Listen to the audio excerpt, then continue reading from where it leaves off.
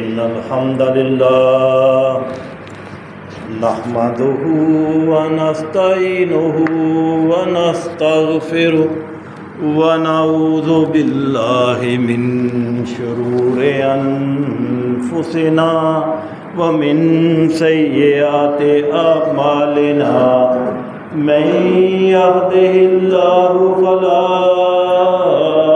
مضل له ومن يضلل فلا هادي له وأشهد أن لا إله إلا الله وحده لا شريك له وأشهد أن محمدا عبده ورسوله أما بعد فإن خير الحديث كتاب الله وخير الهدى هدى محمد صلى الله عليه وسلم وشر الأمور محدثاتها وكل محدثة بدعة وكل بدعة ضلالة وكل ضلالة في النار. يا أيها الذين آمنوا اتقوا الله حق تقاته ولا تموتن إلا وأنتم مسلمون. يا أيها الناس اتقوا ربكم الذي خلقكم من نفس واحدة وخلق منها زوجها وبث منهما رجالا كثيرا ونساء واتقوا الله الذي تساءلون به والأرحام إن الله كان عليكم رقيبا. يا أيها الذين آمنوا اتقوا الله وقولوا قولا سديدا يصلح لكم أعمالكم ويغفر لكم ذنوبكم ومن يطع الله ورسوله فقد فاز فوزا عظيما.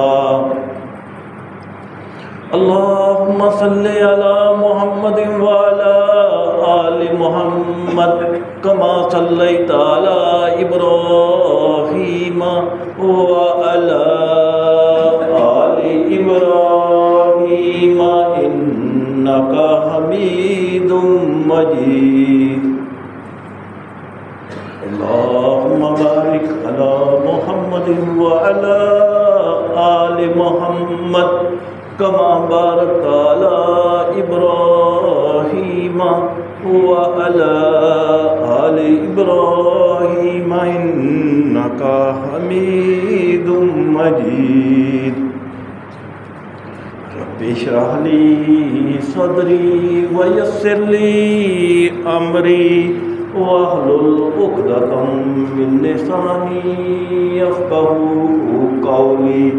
أما بعد أعوذ بالله السميع العليم من الشيطان الرجيم.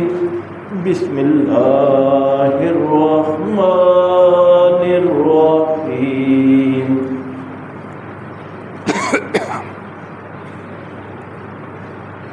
كما أخرجك ربك من بيتك بالحق وإن فريقا من المؤمنين لكارهون يجادلونك في الحق بعدما تبين كأنما يساقون إلى الموت وهم ينظرون.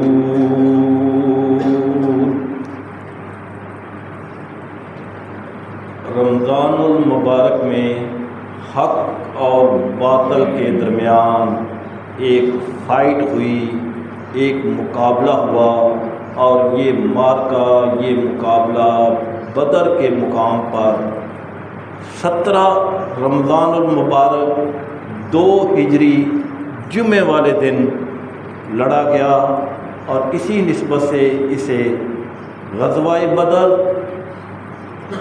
یا جنگ بدر کہتے ہیں. اب بھی جو لوگ وزٹ کے لیے جاتے ہیں، عمرے کے لیے جاتے ہیں، اس جگہ پر بدر کے مقام پر وزٹ کرتے ہیں، اور یہ مقام بدر سے 80 میل اور کم و بیش 152 کلومیٹر دور ہے مدینہ الرسول سے. آج کا خطبہ جمعہ انشاءاللہ اسی کنٹیکسٹ میں ہوگا۔ اللہ تعالیٰ سے دعا ہے کہ مجھے حق بات ہی بیان کرنے اور پھر ہم سب کو اس حق بات پر ہی کما حق ہو عمل کرنے کی توفیق عطا فرمائے، آمین یا رب العالمین۔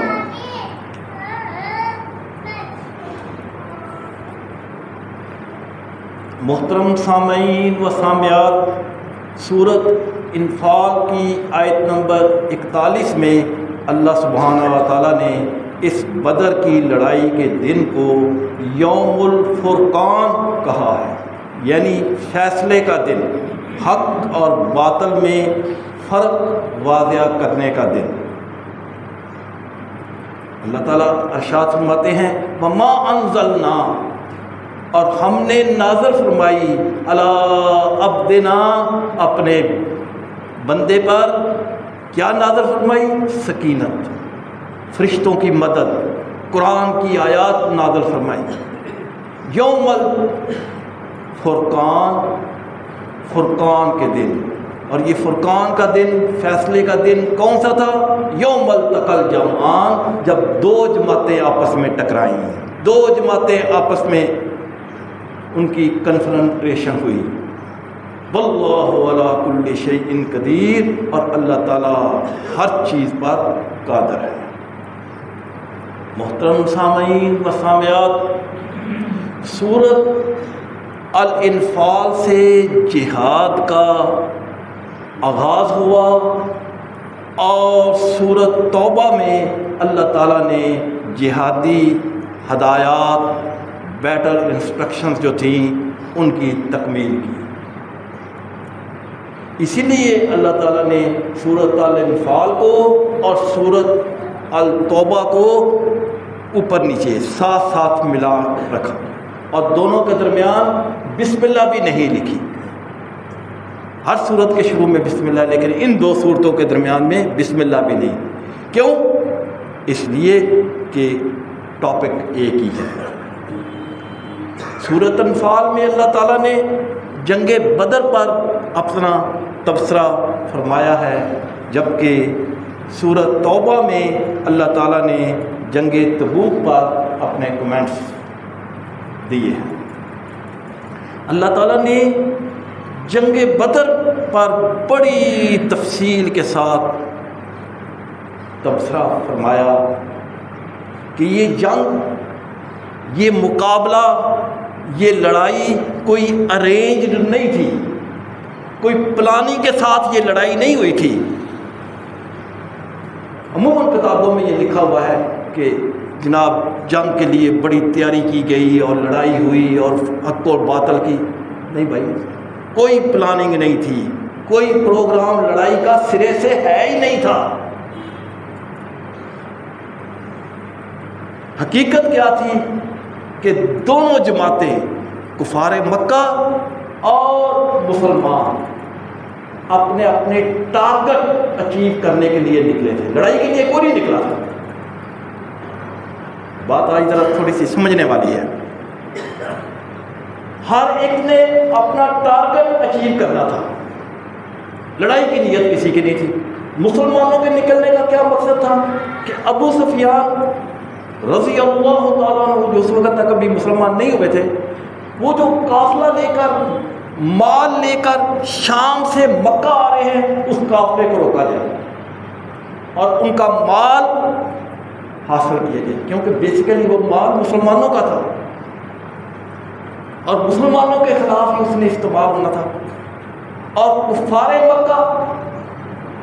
مکہ سے اپنے اس قافلے کو بچانے کے لیے نکلے تھے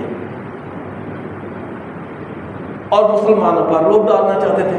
لڑائی کا کسی کا پروگرام ہی نہیں تھا، لیکن اللہ تعالیٰ سورۃ انفال کی آیت نمبر 42 میں فرماتا ہے کہ اگرچہ دونوں جماعتوں کا پروگرام لڑائی کا نہیں تھا، دونوں جماعتیں لڑنا نہیں چاہتی تھی، لڑائی کے لیے نکلی نہیں تھی، اپنے اپنے ٹارگٹ کے لیے نکلی تھی، لیکن اللہ فرماتا ہے میرا جو پروگرام تھا، میرا جو ڈیسیژن تھا، میری جو پلاننگ تھی وہ یہ تھی کہ ان دونوں کو لڑانا ہی لڑانا ہے، ان کو آپس میں لڑانا ہے۔ کیوں لڑانا ہے؟ وجہ کیا ہے؟ لڑانے کی؟ اللہ فرماتے ہیں وَلَٰكِن يَقْضِيَ اللَّهُ أَمْرًا كَانَ مَفْعُولًا، میرا جو پروگرام تھا ان کو لڑانے کا وہ یہ تھا کہ یہ آپس میں لڑے، اور لِيَهْلِكَ مَنْ هَلَكَ عَنْ بَيِّنَةٍ، اور جو ہلاک ہو وہ حق دیکھ کر ہلاک ہو، وَيَحْيَىٰ مَنْ حَيَّ بَيِّنَةٍ، اور جو زندہ رہے وہ حق دیکھ کر زندہ رہے، کان مفعولا، اور جو پھر میرا پروگرام تھا وہ ہو کر رہا، جو میں نے پروگرام بنایا تھا اللہ فرماتے ہیں وہ پھر ہو کر ہی رہا۔ اصحاب رسول صلی اللہ علیہ وسلم اللہ کے رسول صلی اللہ علیہ وسلم سے پہلے ہی ہجرت کر کے مکہ سے مدینہ پہنچ چکے تھے، لیکن اللہ کے رسول صلی اللہ علیہ وسلم ابھی انتظار کر رہے تھے اللہ کے حکم کا کہ مجھے جب حکم ملے گا تو میں مکہ سے ہجرت کروں گا، اور جب اللہ نے حکم دیا تو اللہ کے رسول صلی اللہ علیہ وسلم بھی مکہ سے ہجرت کر کے مدینہ پہنچ گئے۔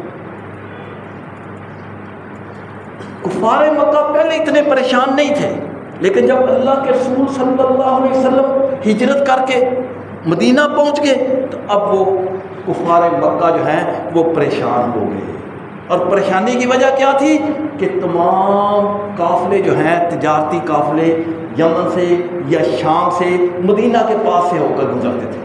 اب ان کو فکر کیا تھی کہ مسلمان سٹرانگ ہو جائیں گے، ہمارے قافلوں کو روکیں گے، ہمارا مال جو ہے وہ غصب کریں گے اور ہمیں نقصان پہنچائیں گے، لہذا اب انہیں تبلیغ کی بجائے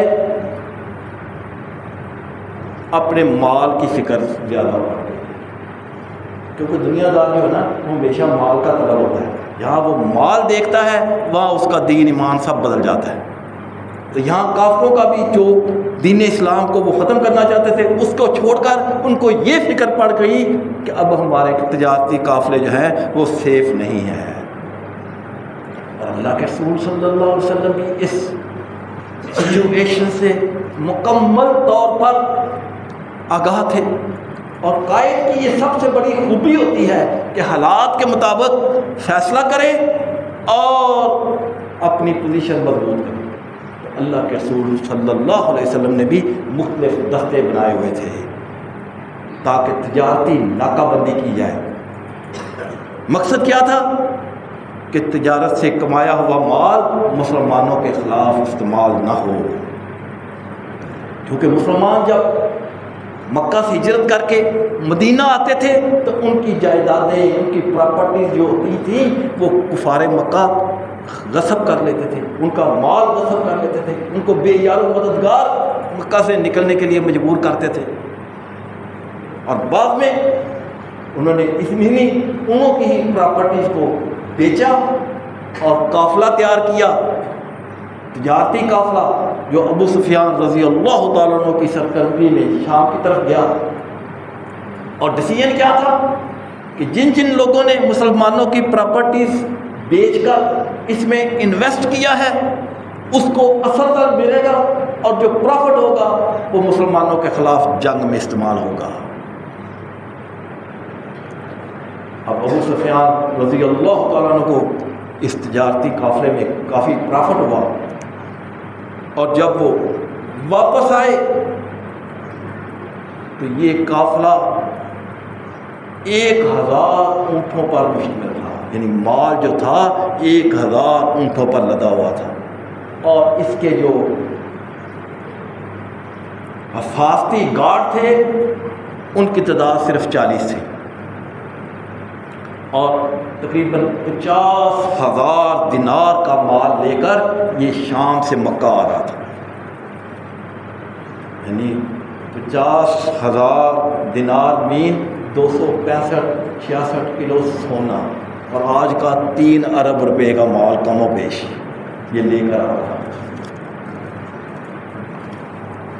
صحیح مسلم کی حدیث ہے 4915، اور اس کے راوی ہیں سیدنا انس بن مالک رضی اللہ تعالیٰ عنہ، کہ آپ صلی اللہ علیہ وسلم نے اس لشکر کی جاسوسی کے لیے اپنے ایک صحابی جن کا نام بسیہ تھا ان کو شام کی طرف روانہ کیا کہ تم پورے اس لشکر کو واچ کرو اور ہمیں بتاؤ کہ یہ کب وہاں سے نکلتا ہے۔ تو جب یہ لشکر وہاں سے شام سے نکلا تو صحابی رسول نے پیشگی اطلاع دے دی۔ اللہ کے رسول صلی اللہ علیہ وسلم نے صحابہ کو اکٹھا کیا اور قافلے کو روکنے کا ارادہ فرمایا۔ آپ صلی اللہ علیہ وسلم نے فرمایا جس کے پاس سواری ہے وہ ساتھ چلے۔ بعض صحابہ نے عرض کی ہے اللہ کے رسول ہمارے پاس سواری تو ہے لیکن مدینے میں نہیں ہے، باہر ہے۔ آپ نے فرمایا نہیں، اس وقت جس کے پاس سواری ہے وہ ہمارے ساتھ چلے۔ اس سے کیا بات ثابت ہوئی؟ آپ کا مقصد صرف قافلے کو روکنا تھا، باہر سڑک کے اوپر جا کر سڑک اس قافلے کو روکنا تھا، لڑائی کا مقصد نہیں تھا۔ یہی وجہ ہے کہ چند اونٹ، ایک آدھا گھوڑا، چند تلواریں تھیں۔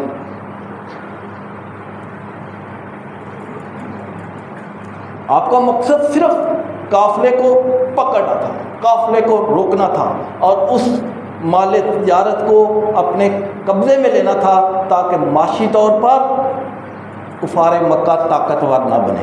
اور وہ مال بھی مسلمانوں کا ہی تھا جو انہوں نے مسلمانوں سے چھینا تھا۔ لوگ تو آج کہتے ہیں نا کہ جس ملک کی اکانومی سٹرانگ ہو وہ ملک کامیاب اور طاقتور ہوتا ہے، اور پھر ایسا ملک دوسرے ملکوں پر حکومت کرتا ہے، ان کو لیڈ کرتا ہے۔ مگر اللہ کے رسول صلی اللہ علیہ وسلم نے 1500 سال پہلے یہی اسٹریٹجی اڈاپٹ کی۔ آپ نے قافلے کو روکنے کا ارادہ فرمایا تاکہ قریش مکہ جو مسلمانوں کے دشمن تھے یہ اکنامکلی اور فائنینشلی مضبوط نہ ہوں، ان کی اکانومی تباہ ہو جائے اور مالی نقصان کی وجہ سے وہ مسلمانوں کے خلاف کوئی قدم نہ اٹھا سکے۔ اور یہ حکمت عملی قافلے کو روک کر ان کو معاشی طور پر نقصان پہنچانا تھا، اور یہ اللہ کے رسول صلی اللہ علیہ وسلم کی اسٹریٹجی تھی۔ لیکن اللہ فرماتا ہے کہ یہ تو میرے نبی کی اسٹریٹجی تھی کہ قافلے کو روکنا ہے، مال کو قبضے میں لینا ہے، مگر میری پلاننگ جو تھی، میری جو اسٹریٹجی تھی وہ کچھ اور تھی۔ میرا صرف معاشی طور پہ ان کو نقصان پہنچانا نہیں تھا، بلکہ اللہ فرماتا ہے میرا پروگرام یہ تھا کہ ان کو جانی نقصان بھی ہو اور مسلمانوں کا رعب بھی کافروں پر ہمیشہ کے لیے قائم ہو جائے۔ اللہ سبحانہ و تعالیٰ نے سورۃ الانفال میں 3 جماعتوں کا ذکر فرمایا، اور وہ 3 جماعتیں کون سی تھیں؟ مسلمانوں کی جماعت، دوسری قریش مکہ کی جماعت، اور تیسری ابو سفیان کا قافلہ۔ اللہ سبحانہ و تعالیٰ سورۃ الانفال کی آیت نمبر 42 میں فرماتے ہیں کہ یہ تینوں جماعتیں زمین پر سفر کر رہی تھیں، ہر کوئی اپنی پلاننگ سے سفر کر رہا تھا، کسی کو کسی دوسرے کی خبر نہیں تھی، کیونکہ کمیونیکیشن ویز تھوڑے تھے اس وقت، سیٹلائٹ تھوڑی تھی۔ تینوں سفر اللہ فرماتا ہے کر رہے تھے، کسی کو ایک دوسرے کی خبر نہیں تھی۔ مسلمان قافلے کو پکڑنے کے لیے مدینہ سے نکلے، وہی جو روایتی روڈ تھی اس کے اوپر آہستہ آہستہ چلتے چلتے کبھی کھڑے ہو رہے ہیں، کبھی چل پڑتے ہیں، کبھی کھڑے ہوتے ہیں، کبھی چلتے پڑتے، کیونکہ جب کسی نے کسی کو ڈھونڈنا ہوتا ہے تو وہ اسی طرح ہی کرتا ہے، آہستہ آہستہ چلتا رہتا ہے کہ بھائی آنا تو انہوں نے ادھر سے ہی ہے نا۔ مدینے سے نکلے اور جو پرانی مکہ مدینہ روڈ تھی اس کے اوپر آہستہ آہستہ سفر کرتے کرتے جا رہے ہیں، کبھی آ جاتا ہے، ابھی قافلہ آ جاتا ہے، ابھی کا۔ دوسرا کفار مکہ کا لشکر تھا جو مکہ سے نکلا اپنے اس قافلے کو بچانے کے لیے، وہ مکہ سے مدینہ کی طرف ٹریول کر رہا ہے۔ اور تیسری جماعت ابو سفیان رضی اللہ تعالیٰ عنہ کی تھی جو مال لے کر جا رہا تھا، اور وہ اپنے مال کو، اپنے قافلے کو بچاتے بچاتے ایک غیر بات راستے سے گزرا تھا۔ تو اللہ نے تینوں جماعتوں کی منظر کشی کچھ اس طرح فرمائی۔ سورۃ انفال آیت نمبر 42 اللہ فرماتے ہیں اذ انتم بالعدوۃ الدنیا، اے مسلمانوں تم نزدیک کے کنارے پر تھے۔ دنیا کو دنیا کیوں کہتے ہیں؟ بالکل مختصر پیریڈ ہوتا ہے۔ اللہ فرماتے ہیں اے مسلمانوں تم مدینے کے نزدیک تھے، یعنی مدینے سے باہر نکل کر سڑک کے اوپر ان کو ڈھونڈ پھر رہے تھے اور ہلکا ہلکا چل بھی رہے تھے۔ وَهُمْ بِالْعُدْوَةِ الْقُصْوَىٰ، جبکہ کفار مکہ مدینے سے بہت دور تھے۔ ظاہر ہے وہ مکہ سے نکلے تھے اور آہستہ آہستہ چلتے تھے۔ اور تیسری جماعت کے متعلق اللہ فرماتے ہیں وَالرَّكْبُ، اور قافلہ اسفل منکم، اے مسلمانوں تم سے نیچے تھا، یعنی سمندر کے ساتھ ساتھ غیر آباد علاقے سے وہ سفر کر رہا تھا۔ تینوں کا اللہ سبحانہ تعالیٰ نے نقشہ بیان فرمایا کہ تم تینوں سفر کر رہے تھے، کسی کو ایک دوسرے کی کوئی خبر نہیں تھی کہ کوئی کہاں کہاں جا رہا ہے۔ اگر مسلمانوں کو پتہ ہوتا کہ وہ ادھر سے جا رہا ہے تو بھاگ کے ادھر کو پکڑ لیتے۔ اللہ فرماتے ہیں تینوں تم لوگ جماعتیں سفر کر رہی تھی، کسی کی کوئی خبر نہیں تھی۔ وَلَوْ تَوَاعَدتُّمْ لَاخْتَلَفْتُمْ فِي الْمِيعَادِ، اگر تمہیں اس چیز کی خبر ہو جاتی تو تم میں ضرور اختلاف ہو جاتا۔ کیا مطلب کہ اگر پتہ چلتا کہ ابو سفیان تو نکل گئے ہیں تو آپ کہاں ڈھونڈتے رہتے؟ آپ تو اس کو ڈھونڈنے کے چکر میں ٹریول کر رہے ہیں، سفر کر رہے ہیں کہ آج مل جاتا ہے، کل مل جاتا ہے، ابھی مل جاتا ہے، تھوڑی دیر کے بعد مل جاتا ہے۔ میں نے پتہ ہی نہیں چلنے دیا کہ کوئی کہاں اور کس طرح سفر کر رہا ہے۔ اللہ فرماتے ہیں اگر تمہیں پتہ چل جاتا تو تم میں اختلاف ہو جاتا کہ چلو یار اب تو قافلہ نکل گئے، چلو واپس چلیں۔ اللہ فرماتے ہیں میں نے سوچنے سمجھنے کا وقت ہی نہیں دیا، نہ مسلمانوں کو اور نہ قریش مکہ کو، دونوں کو سوچنے سمجھنے کا ٹائم ہی نہیں دیا۔ اگر ٹائم دے دیتا تو سارے اپنی اپنی مسلط کے تحت واپس چلے جاتے کہ کفار مکہ جو نکلے تھے اپنے لشکر کو بچانے، ان کو پتہ چل جاتا کہ قافلہ تو پہنچ گیا ہے مکہ میں، وہ بھی واپس چلے جاتے۔ مسلمانوں کو پتہ چلتا کہ قافلہ ہاتھ سے نکل گیا ہے، یہ بھی واپس مدینے آ جاتے۔ اللہ فرماتا ہے میں نے ٹائم ہی نہیں دیا، سوچنے سمجھے کا وقت ہی میں نے نہیں دیا تاکہ دونوں فریق چلتے چلتے آپس میں مل جائیں۔ کیوں؟ وَلَٰكِن يَقْضِيَ اللَّهُ أَمْرًا كَانَ مَفْعُولًا، اللہ فرماتے ہیں میرا پروگرام جو تھا میں چاہتا تھا اس پروگرام کے اوپر عمل ہو جائے، میں اپنا پروگرام نافذ کرنا چاہتا تھا۔ جو میرا ڈیسیژن تھا کہ دونوں کو لڑانا ہے، لہذا میں نے اپنے پروگرام کے مطابق عمل کیا تاکہ لِيَهْلِكَ مَنْ هَلَكَ عَنْ بَيِّنَةٍ، کہ جو کوئی زندہ رہے، جو کوئی ہلاک ہو وہ حق دیکھ کر ہلاک ہو، وَيَحْيَىٰ مَنْ حَيَّ عَنْ بَيِّنَةٍ، اور جو کوئی زندہ رہے وہ حق بات کو دیکھ کر زندہ رہے۔ وَإِنَّ اللَّهَ لَسَمِيعٌ عَلِيمٌ، بے شک اللہ تعالیٰ سب کچھ سننے والا اور دیکھنے والا ہے۔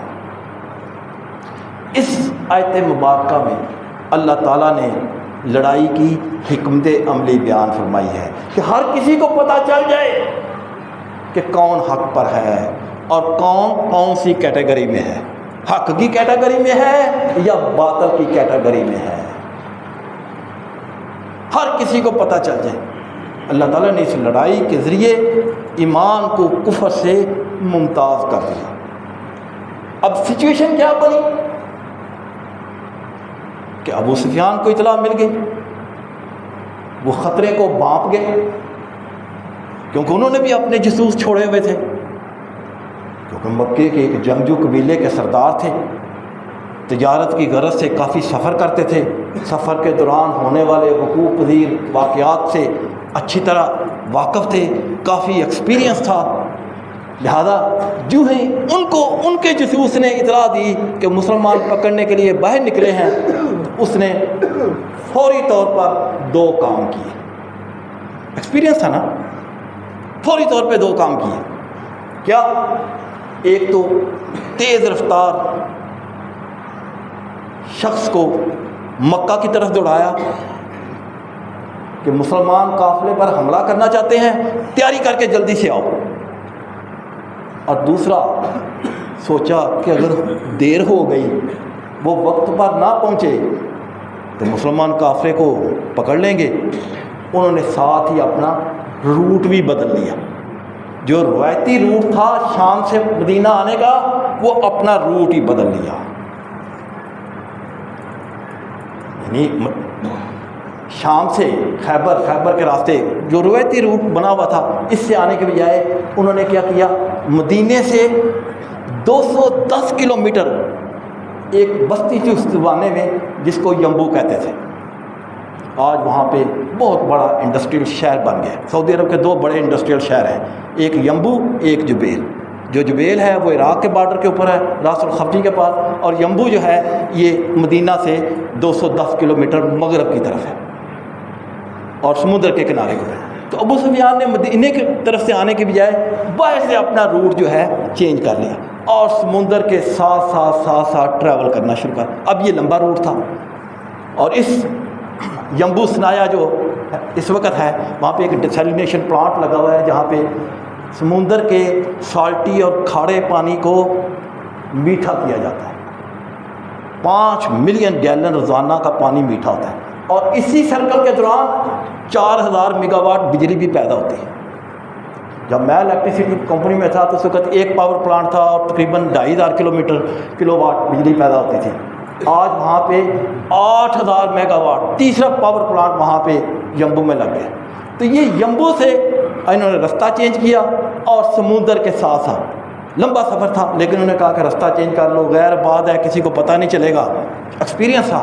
تو یمبو سے یہ سمندر کے کنارے چلنا شروع ہوئے، اور تقریباً 167 کلومیٹر کے بعد ایک اور بستی آتی ہے جس کو کہتے ہیں رابغ۔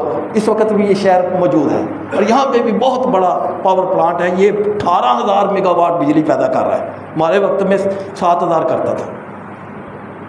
تو رابغ آئے، یعنی یمبو سے رابغ، اور رابغ سے اسی سمندر کے کنارے کارنش کے ساتھ ٹریول کر کے جو موجودہ اس وقت جدہ ایئرپورٹ ہے، جو جدہ سے تقریباً 45 کلومیٹر کے فاصلے پر ہے، وہاں سے رابغ سے رستہ یہ سمندر کے ساتھ کنارے چلتے ہوئے جہاں پہ اس وقت ایئرپورٹ ہے، وہاں سے انہوں نے پرانی جدہ مکہ روڈ کے اوپر ٹرن لیا کلو اطنین سے ٹریول کرتے کرتے یہ کلو 9 پہ آئے، اور کلو 9 سے کلو 50، اور وہاں سے جہاں مسجد تنعیم آج بنی ہوئی ہے، مسجد عائشہ تنعیم میں، یہاں سے یہ مکہ پہنچا۔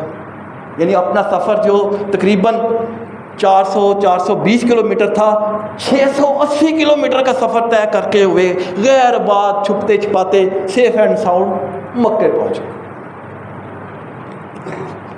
لیکن مسلمان انتظار میں آہستہ آہستہ چلتے چلتے مدینے سے 80-85 کلومیٹر پہنچ گئے، اور کفار مکہ اپنے اسی لشکر کو بچانے کی غرض سے سفر کرتے کرتے کرتے 265 کلومیٹر سفر انہوں نے کر لیا۔ کبھی آ جاتا ہے قافلہ۔ جب ابو سفیان مکے پہنچ گئے تو انہوں نے اپنے آدمی کو بھیجا کہ بھائی واپس آ جاؤ، میں تو الحمدللہ سکون سے مکہ پہنچ چکا ہوں، اب کوئی لڑنے کی ضرورت نہیں، میں سیف اینڈ ساؤنڈ مال لے کے پہنچ چکا ہوں، واپس آ جاؤ۔ جب یہ اطلاع ملی کفار مکہ کے لشکر کو، اس وقت تک وہ بدر تک پہنچ چکے تھے، اب انہوں نے پروگرام بنایا کہ چلو واپس تو چلتے ہیں، لیکن جو ہم اپنا انتظام کر کے آئے ہیں یاشی کا، وہ ایک رات یہاں پہ کر کے پھر واپس چلتے ہیں۔ اللہ سبحانہ و تعالیٰ نے وحی کے ذریعے اپنے نبی کو بھی یہ اطلاع دے دی۔ ان کو تو میسیج آ گیا، وہاں سے مکہ سے ایلچی آ گیا، اس نے آ کے اطلاع دی کہ ابو سفیان نے بھیجا ہے کہ میں سیف اینڈ ساؤنڈ پہنچ گیا ہوں، ان کو اطلاع مل گئی۔ لیکن اللہ کے رسول صلی اللہ علیہ وسلم جو قافلے کے لشکر کے لیے سڑک کے اوپر انتظار کر رہے ہیں، اللہ نے وحی کے ذریعے کہا، اے میرے نبی، جس کو آپ ڈھونڈنے آئے تھے وہ چلا گیا ہے، اب آپ جس کو ڈھونڈ رہے ہیں وہ مکے پہنچ چکا ہے، اب آپ کا جو کام یہ ہے کہ جو قافلہ جو لشکر اس قافلے کو بچانے کے لیے آیا ہے اس سے آپ کا مقابلہ ہونا ہے۔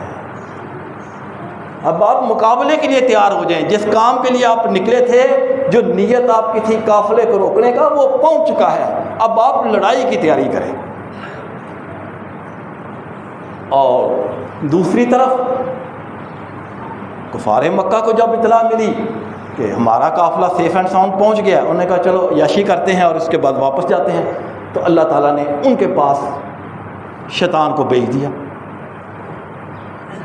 شیطان جو تھا یہ بنو کنانہ کا سردار سراقہ بن مالک کی شکل میں آیا۔ ابو جہل اس کو فیس ٹو فیس نہیں جانتا تھا۔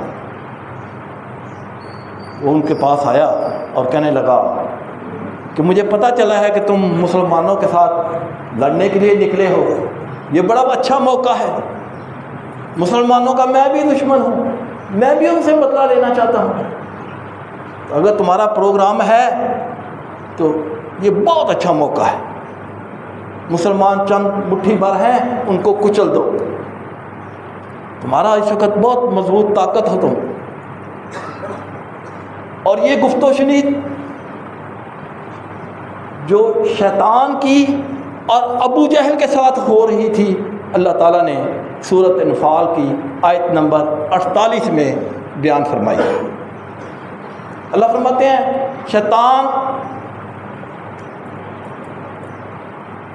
جو ہے یہ بنو کنانہ کے سردار سراقہ بن مالک کی شکل میں ابو جہل کے پاس آیا اور کہنے لگا وَإِذْ زَيَّنَ لَهُمُ الشَّيْطَانُ أَعْمَالَهُمْ، کہنے لگا تم تو بہت مضبوط ہو، تم نے تو بہت اچھا کام کیا ہوا ہے، تمہاری تو بڑی تیاری ہے۔ وقال، اور ساتھ ساتھ کہنے لگا لا غالب لکم، آج تم پر کوئی غالب نہیں آ سکتا۔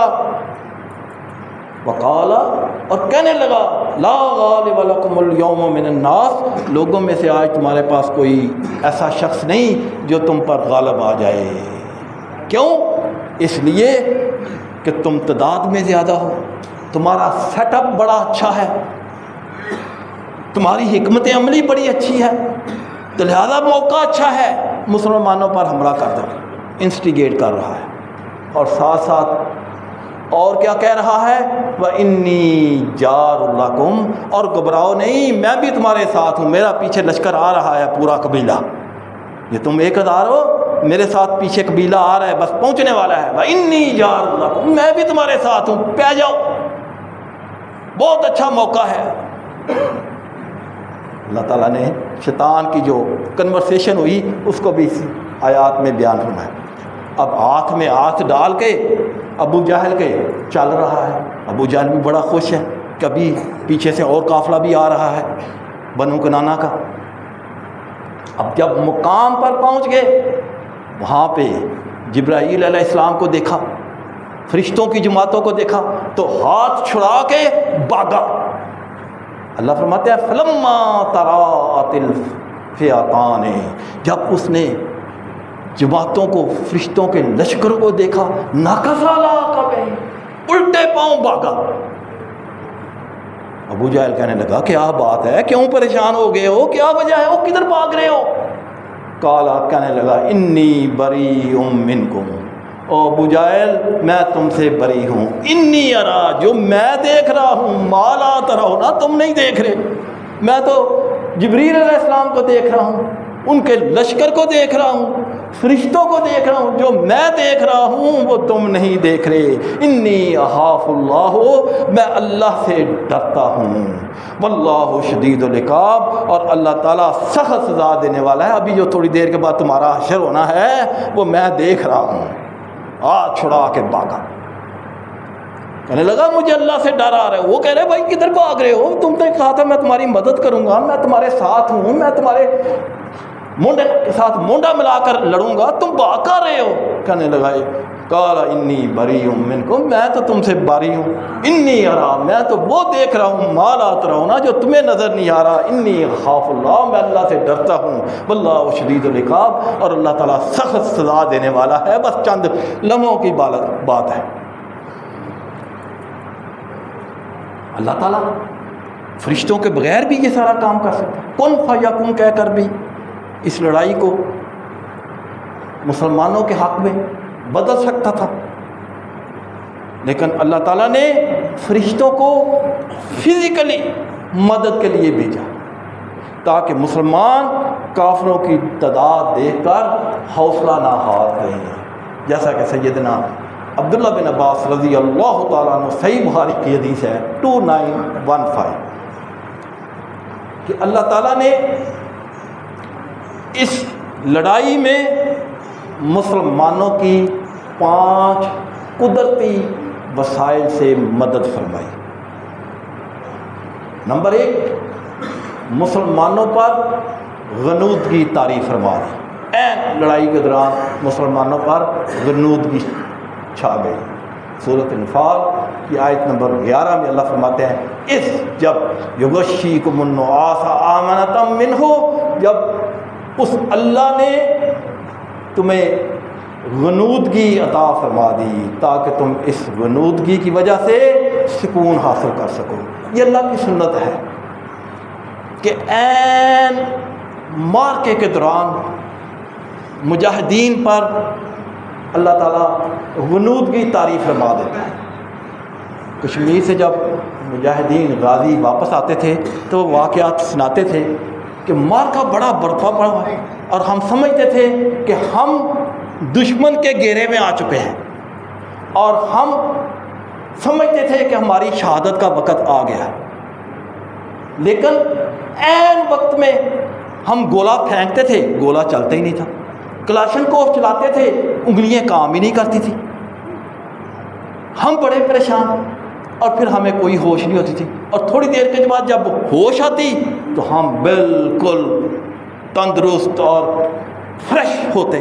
یعنی اللہ تعالیٰ غنودگی عطا فرما کر مسلمانوں کی ہمت بڑھاتا ہے اور موقع دیتا ہے کہ بھاگنے کا، نکلنے کا، اسٹریٹجی اڈاپٹ کرنے کا۔ تو یہاں بھی اللہ تعالیٰ فرماتے ہیں کہ میں نے اپنی سنت کو بروئے کار لاتے ہوئے مسلمانوں پر غنودگی عطا فرما دی، جس کا نتیجہ کیا نکلا کہ مسلمان جب ان کی غنودگی ختم ہوئی تو ان کی تھکاوٹ دور ہو چکی تھی۔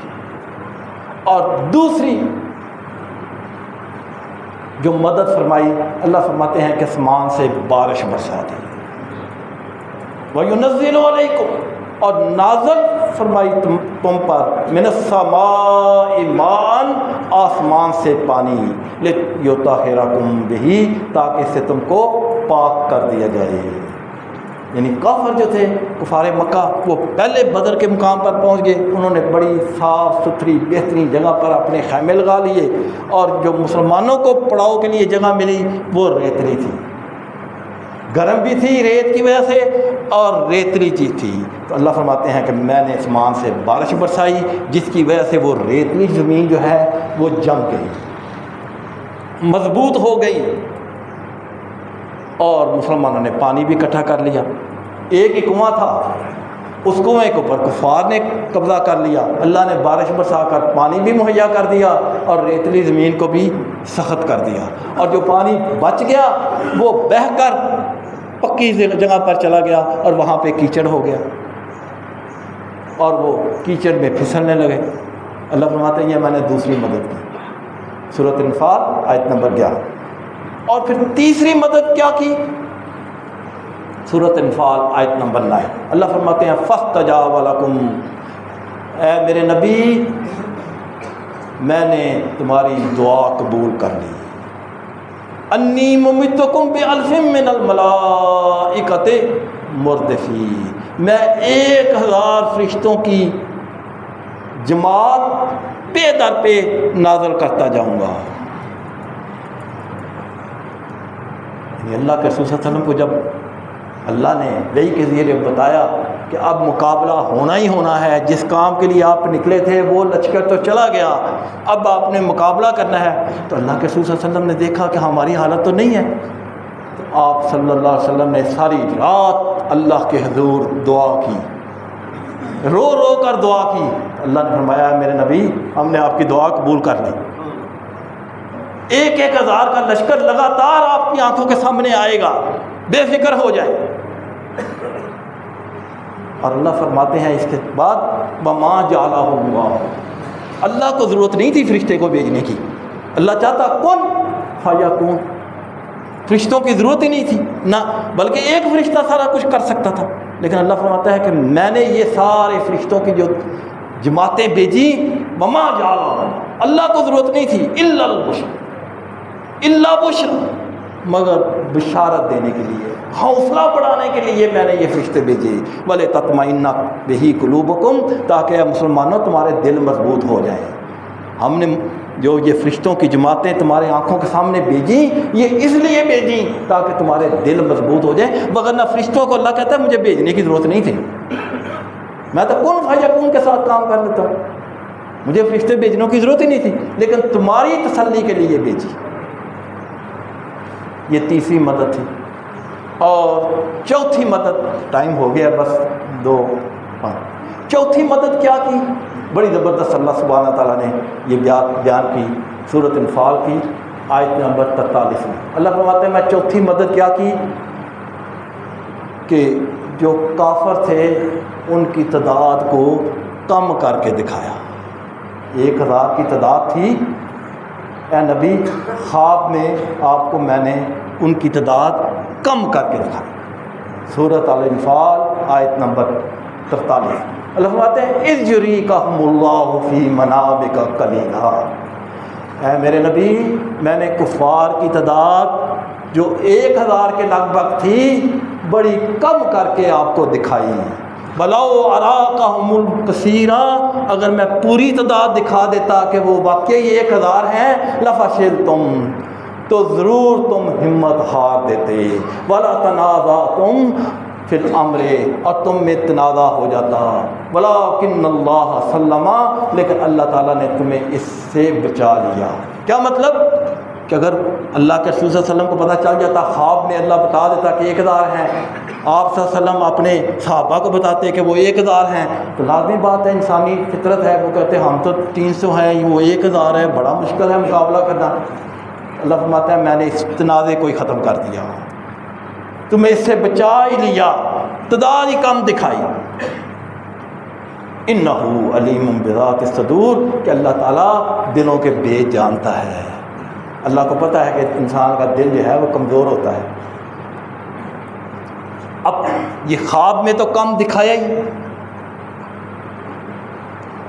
اب فزیکلی کیا کیا اللہ سبحانہ تعالیٰ نے؟ عین میدان جنگ میں اللہ نے اپنے نبی کو تو خواب میں کم دکھائی دیا کہ کفار بڑے کم تعداد میں ہیں، لیکن عین لڑائی کے دوران اللہ فرماتے ہیں وَإِذْ، اور جب یُرِیکُمُوہُم، ہم نے ان کو دکھایا مسلمانوں کو، اِذِ الْتَقَیْتُمْ فِی أَعْیُنِکُمْ قَلِیلًا، دشمن کو تھوڑی تعداد، یعنی دشمن جو تھے، ایک تو رات کو خواب میں دکھا دیا اللہ نے اپنے نبی کو، اب مسلمانوں کو بھی فزیکلی انہوں نے دیکھا کہ جو 1000 کا لشکر ہے وہ مسلمانوں کو بڑا تھوڑا سا نظر آیا، ایسے چند لوگ ہی ہیں۔ وَيُقَلِّلُكُمْ فِی أَعْیُنِہِمْ، اور مسلمان جو 313 تھے کافروں کی نظر میں اللہ فرماتا ہے میں نے کم دکھایا کہ مسلمان چند گنتی کے لوگ ہیں، اور میں نے یہ کیوں دکھایا دونوں کو ان کی آنکھوں میں ایک دوسرے کو کم؟ لِيَقْضِيَ اللَّهُ، تاکہ پورا ہو جائے امراً، اللہ کا فیصلہ، کان مفعولا، جو اللہ فیصلہ کر چکا تھا۔ اللہ کا فیصلہ کیا تھا؟ لڑانا ہی لڑانا ہے۔ اب ایک طرف 1000 تھی، ایک طرف 300 تھے، لازمی بات ہے ڈر ڈر کے ایک دوسرے کو سے بھاگ جاتے۔ اللہ فرماتا ہے نہیں، میں نے کافروں کو مسلمان جو 313 تھے 50-60 کر کے دکھا دیا کہ وہ تو 50-60 ہیں، انہوں نے کہا اچھا 50-60 ہیں، یہ تو 1 سیکنڈ کی مار ہے۔ اور جو 1000 لشکر تھا اللہ فرماتا ہے میں نے مسلمانوں کی نظروں میں دکھایا کہ وہ 200 ہیں، مسلمانوں نے کہا ہم تو 300 ہیں، 200 کو تو ہم گھنٹہ لگائیں گے، مار کے پیچھے کریں گے۔ مسلمانوں کو کافر کم دکھائے اور کافروں کو مسلمان کم دکھائے، وہ جو کلّ فی آیاتہ، ایک دوسرے کی آنکھوں میں ایک دوسرے کو کم دکھایا، جس کا نتیجہ کیا نکلا؟ دونوں ہلاشری کر کے لڑنے کے لیے تیار ہو گئے۔ مسلمانوں نے کہا گل ہی کوئی نہیں، انہیں لمحہ پانے ہیں، اور کافروں نے کہا گل ہی کوئی نہیں، یہ تو 1 منٹ کی مار ہے، جبکہ 1000 اور 313 کا مقابلہ تھا۔ یہ چوتھی مدد تھی۔ اور پانچویں مدد اللہ سبحانہ تعالیٰ نے کی، وہ کیا تھی؟ ریت کی مٹھی۔ این پوری جنگ جب پورے زوروں پر تھی تو اللہ تعالیٰ نے اپنے نبی کو حکم دیا کہ ایک ریت کی مٹھی پکڑیں اور پھینک دیں، کافروں کی طرف پھینک دیں۔ سورۃ انفال کی آیت نمبر 17 میں اللہ فرماتے ہیں کہ اے مسلمانوں، یہ جو کفار 70 مرے ہیں، ہلاک ہوئے ہیں، ان کو تم نے ہلاک نہیں کیا۔ فلم تقتلوہم، ان 70 کفار مکہ کو جو مارا ہے یہ تم نے نہیں مارا، ولکن اللہ قاتلہم، بلکہ ان کو اللہ نے قتل کیا۔ وما رمیت اذ رمیت، اے نبی آپ نے جو پھینکی مٹی وہ آپ نے نہیں پھینکی تھی، ولکن اللہ رما، بلکہ اللہ تعالیٰ نے وہ مٹی پھینکی۔ تو اللہ کے رسول صلی اللہ علیہ وسلم نے زمین سے مٹی پکڑی اور ایسے کفار لشکر کے اوپر پھینکی، اور جس کا نتیجہ کیا نکلا کہ اس کے ذرات ہر شخص کی آنکھ میں جو کافر تھا گھس گئے، اور ان کو نظر ہی کچھ نہیں آ رہا تھا، اور جس کا نتیجہ یہ نکلا کہ وہ آنکھیں ملتے رہ گئے اور انہیں کچھ نظر ہی نہیں آ رہا تھا، اور فرشتوں نے ان کو ہلاک کر دیا۔ تو جنگ بدر میں اللہ تعالیٰ نے بڑی تفصیل کے ساتھ اپنے کمنٹس دیے ہیں اور تبصرہ فرمایا ہے کہ یہ جنگ حق و باطل میں ایک فیصلہ کن مارکا تھا، تاکہ ہر کوئی اپنی